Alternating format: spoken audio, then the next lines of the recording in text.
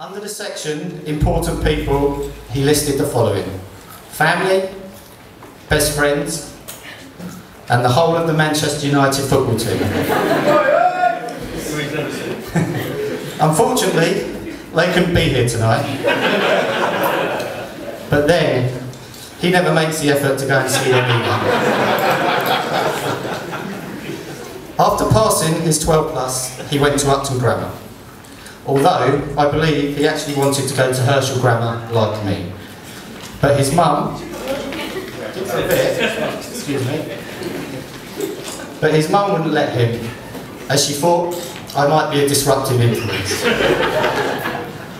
She needn't have worried, as I only lasted 18 months before being asked to leave and go into Beachwood. Beachwood fans there? I'm sure he made the right decision going to Upton Grammar, though, as he's done really well for himself. He's a boy from Manor Park who now owns a flat in Brooklyn.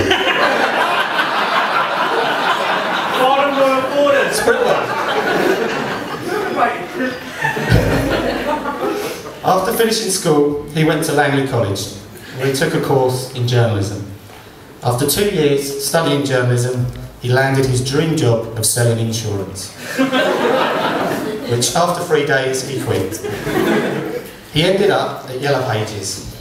Within a year, he was promoted to the role of customer operations manager. 13 years later, I think we know what's coming.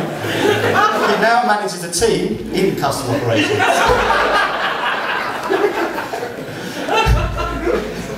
Not the same team, obviously. Most of those have moved on to bigger and better things. John didn't mention to say, apart from Bally, but I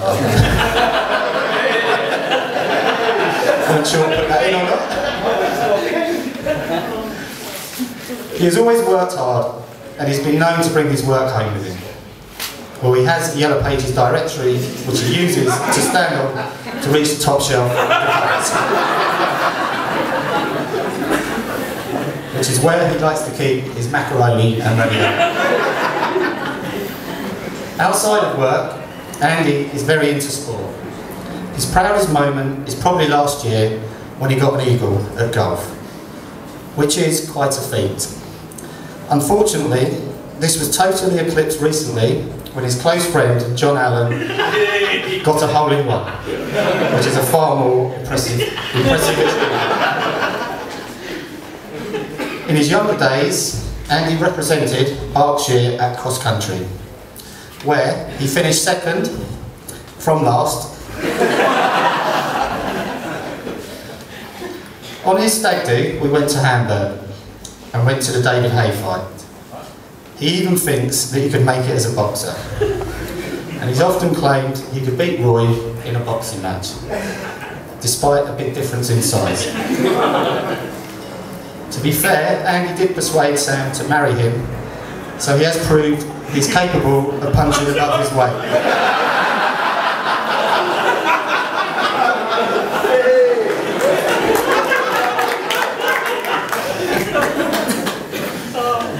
His main love, though, is football. And his finest moment came when he played against Barcelona at the Nou Camp. Unfortunately, he was concussed at the time and was actually playing against Pathfinders at Billet Lane in Ireland. But in his mind, it was real. His football career was cut tragically short by a knee injury at the age of 29. The best surgeons in England were baffled. Baffled why he was too lazy to have the 5-minute operation to repair his knee. In all honesty, he was a very good player, often displaying some fancy footwork, some silky skills, a nice touch, and usually looked good, but unfortunately there was no end product. After football, he would often go out with the boys on the pool at various nightclubs, where he would be seen displaying some fancy footwork, some silky skills,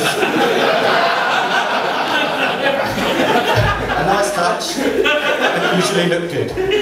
But again, there was no end product. I remember one time at Cinderella Rockefellers in Maidenhead, the older people remember that place, when Andy moved onto the dance floor to ask a girl to dance. Surprisingly, she agreed, and as one song ended, this song started to play.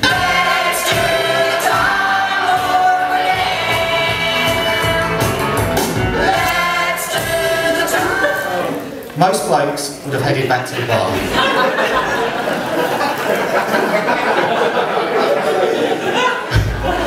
But Andy stayed for the whole song.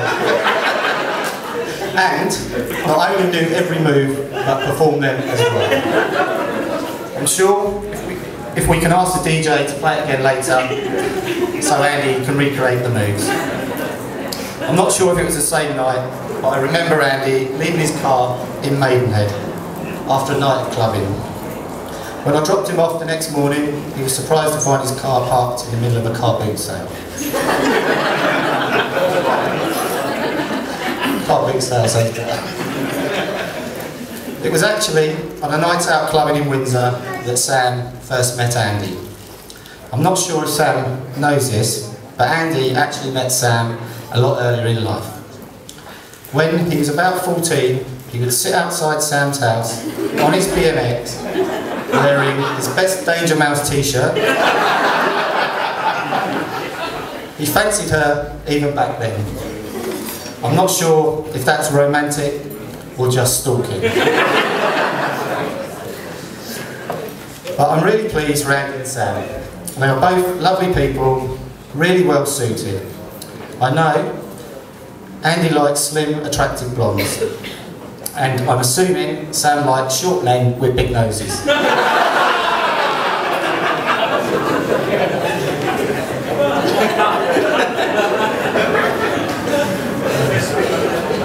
As you know, Andy and Sam got married in Malta, and it was a lovely ceremony.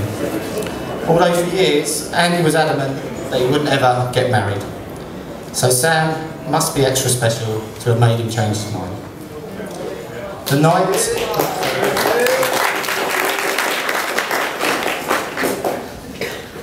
night Andy proposed was equally special, and I know he made a real effort to be romantic. He surprised Sam one evening by planning a romantic evening. He dimmed the lights, lit a candle, and put on his best crimson shirt. With Shawaddy Waddy playing on his record player, he served up a meal of ravioli and macaroni. And after Sam had washed up,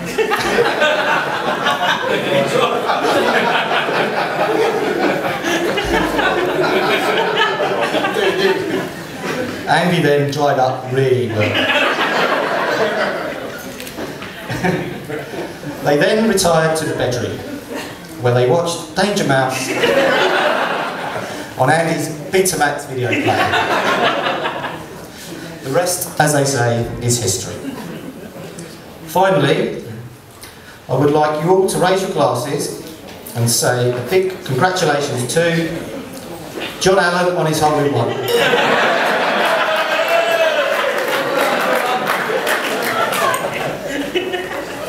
I'm only joking. I would like to propose a toast to the most important people here tonight, the bar staff.